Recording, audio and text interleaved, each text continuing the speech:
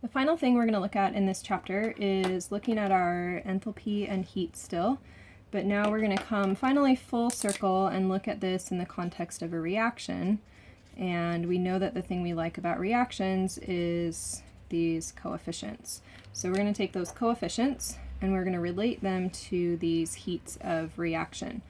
And then on this side, we're actually going to find those heats of reaction using some experimental data.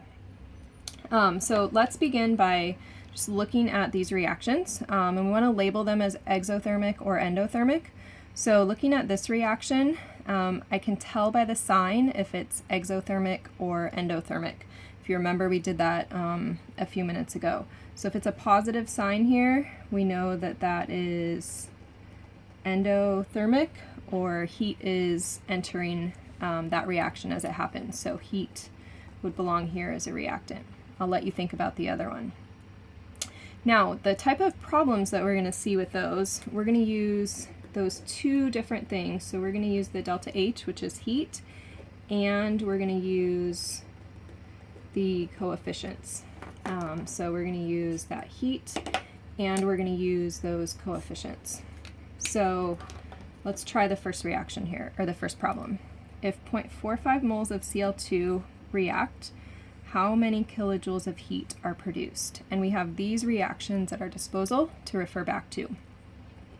So 0.45 moles of Cl2, and I'm trying to get to kilojoules. So this is a new conversion that we haven't seen before. I know what has to be down here in my denominator, moles of Cl2. And if I look up here, here's some Cl2.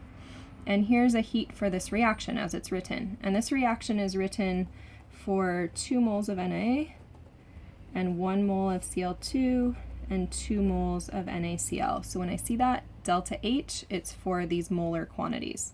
So I take that coefficient of 1 mole of Cl2 and I say if that reacts with plenty of sodium, I'm going to get negative 1574 kilojoules. And so when I work that out and multiply it, I get negative 708 kilojoules. And that's how much energy is released if about half a mole of chlorine reacts. So you can go ahead and try these next two. Notice they won't always start in moles and they won't always end in kilojoules, so you might have some additional conversions to do there.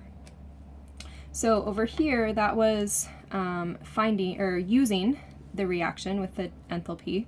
Over here, we're going to do a different type of problems where we find the enthalpy.